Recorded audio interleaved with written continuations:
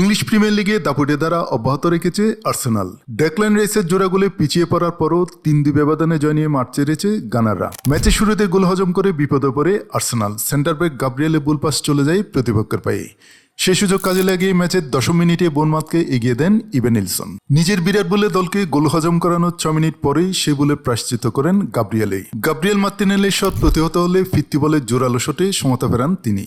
এরপর একাধিক সুযোগ পেয়ে বোর্নমাউথ কাজে লাগাতে পারেনি। উল্টো ম্যাচের নিয়ন্ত্রণ নেই আর্সেনাল। দ্বিতীয়ার্ধের 54তম মিনিটে মার্টিন ওডেগার্ডের লেফট থেকে বক্সের বাইরে থেকে নিখুঁত শটে দলকে এগিয়ে দেন ডেকল্যান রাইস। হাঁটুর চোট কাটিয়ে ফেরা ইংল্যান্ডের এই মিডফিল্ডার দ্বিতীয়ার্ধে আরও একটি গোল করেন 76তম মিনিটে। বদলে হিসেবে নামা বুকাও সাকার কাটব্যাক থেকে বল পেয়ে জাল খুঁজে নেন রাইস। 3 গোল হজমের পর ম্যাচের শেষ দিকে কিশোর ফরওয়ার্ড এলি জুনিয়র ক্রুপির বক্সের বাইরে থেকে দারুণ এক গোল করে আশা দেখায় বোর্নমাউথকে। তবে সমতা ফেরানোর মতো আর কোনো সুযোগ তৈরি করতে পারেনি স্বাগতিকরা। এই জয়ী দ্বিতীয় স্থানে থাকা অ্যাস্টন ভিলা থেকে 6 পয়েন্ট এগিয়ে গেল মিকেল আর্তেতার দল।